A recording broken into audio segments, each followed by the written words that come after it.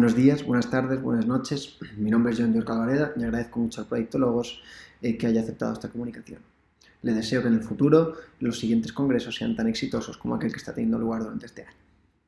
Pues bien, ¿sobre qué va a versar esta ponencia? Esta ponencia, como pueden ustedes ver, se titula La agencia moral en la era de la inteligencia artificial, lo que no significa que simplemente vayamos a ofrecer una panorámica general sobre la relación entre agencia moral e inteligencia artificial, sino que mostraremos por qué es un debate tan relevante en nuestra actualidad, qué distinción podemos hacer entre la inteligencia humana y la inteligencia artificial y qué consecuencias lógicas se extraen de esta diferencia. Este análisis, este estudio, se puede ver a la luz de dos hechos fundamentales.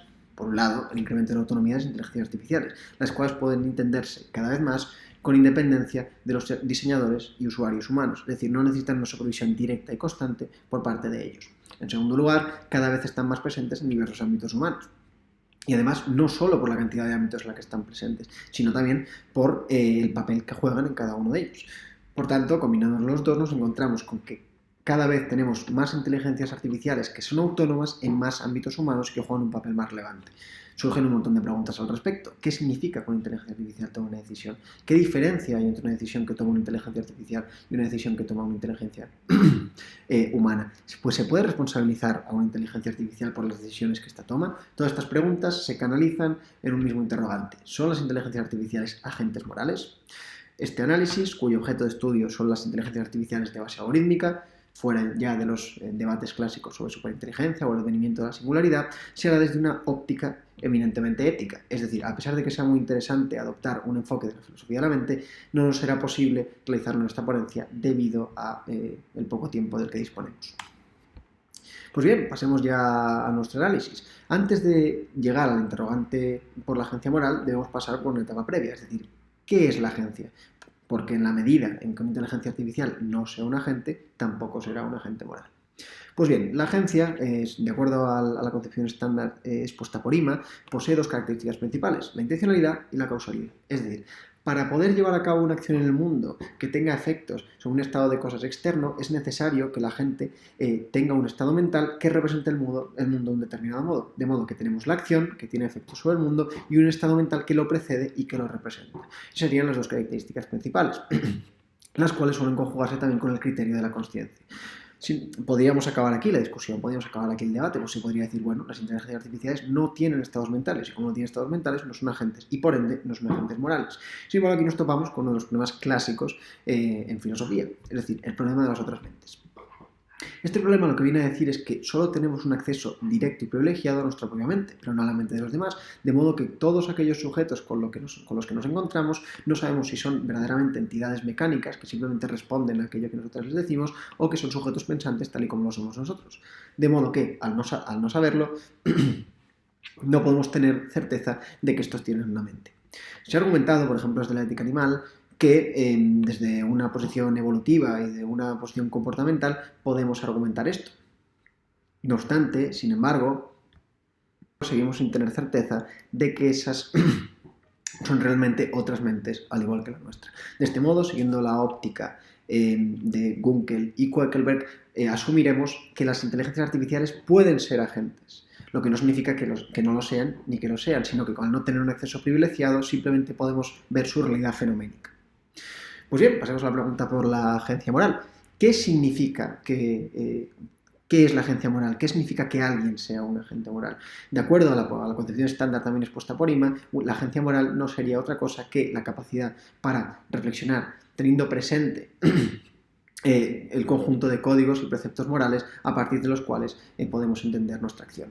Para ello son necesarias unas determinadas condiciones necesarias y suficientes para la agencia moral. Por un lado, la libertad de acción, es decir, en la medida en que yo puedo o no coger esos preceptos morales y actuar más allá de la determinación propia de algo que me impulsa fuera de mí. Por otro lado, la deliberación racional, es decir, la medida en que yo veo que diversos preceptos morales chocan entre sí, que se adaptan de una forma diferente a las circunstancias, he de ver los pros y los contras que tienen cada uno de ellos a partir de una deliberación propia y racional.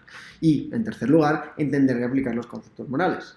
Es decir, saber distinguir entre conceptos morales y ver cómo estos se aplican a los contextos determinantes. Podríamos pensar, bueno, aquí hay varios elementos que nos impiden ver a una inteligencia artificial como agente moral. Sin embargo, la definición de James Moore de agentes morales explícitos, nos muestra cómo es posible que un agente, entendido como inteligencia artificial, pueda representarse principios éticos y entenderlos positivamente. Es decir, no simplemente, como podría ser el caso de una pistola, que tiene un determinado seguro que impide que se pueda apretar el gatillo, sino como inteligencia artificial que sabe que hay determinados principios morales y actúa conforme a ellos, o por lo menos está en consonancia con ellos a la hora de llevar a cabo su labor.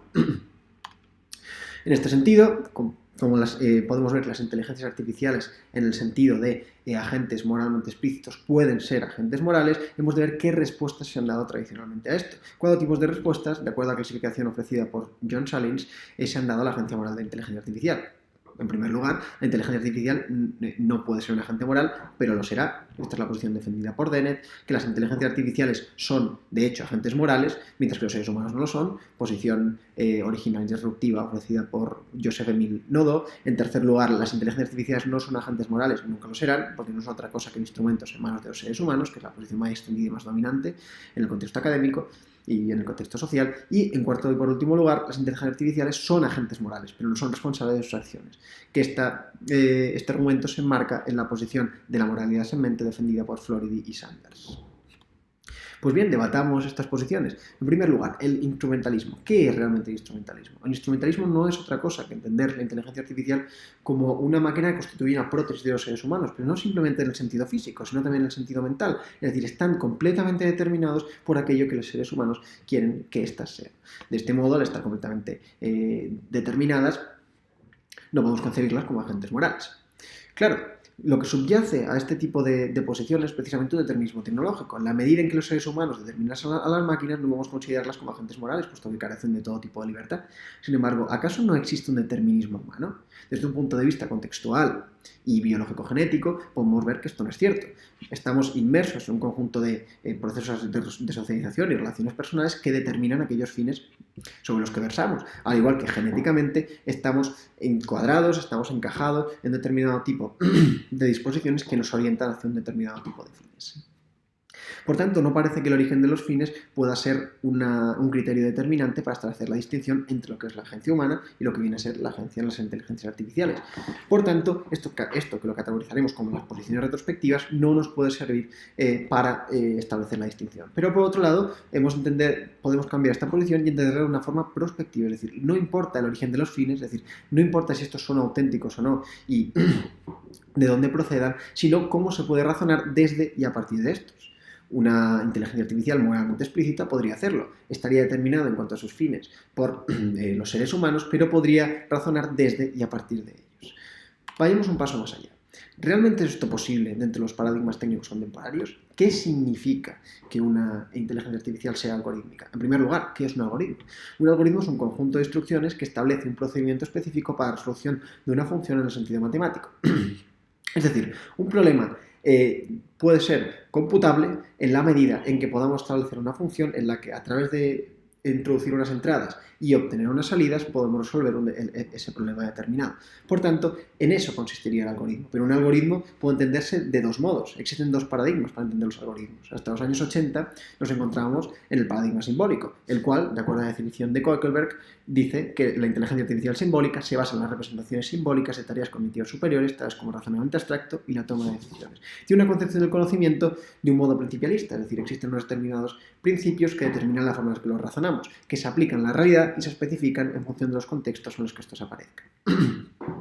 Uno podría decir que esto evita que las inteligencias artificiales simbólicas sean agentes morales, puesto que estarían totalmente determinadas por los programadores, puesto que en su programa aparecería todo aquello que ésta puede hacer. Sin embargo, ¿qué pasa con el caso de las inteligencias artificiales simbólicas? Estas tienen una concepción completamente distinta del conocimiento humano.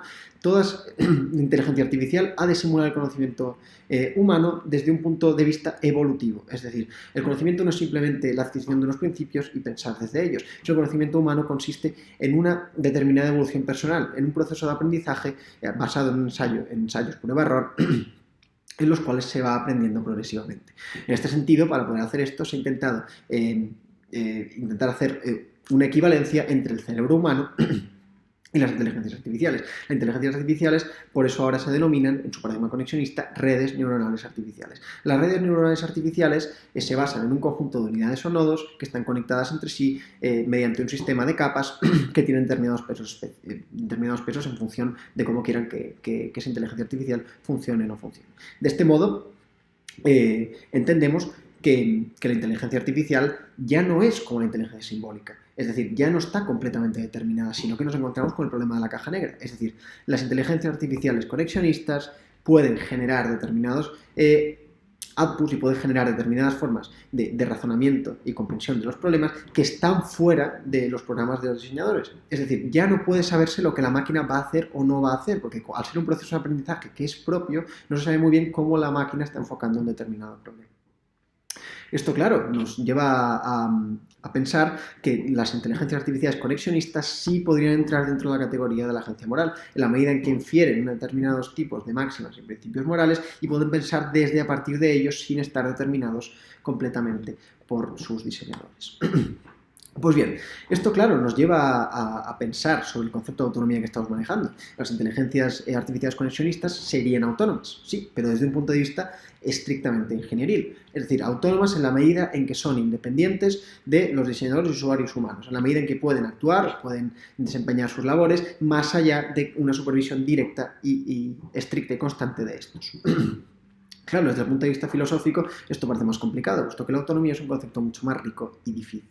Arpali viene a decir que la autonomía puede entenderse de 7 formas, como eficacia personal, como independencia mental, como derechos morales de autodeterminación, como autenticidad, como autoidentificación y como autogobierno y sensibilidad a razones. Esta última, dada nuestra discusión previa, parece la más adecuada para definir la autonomía.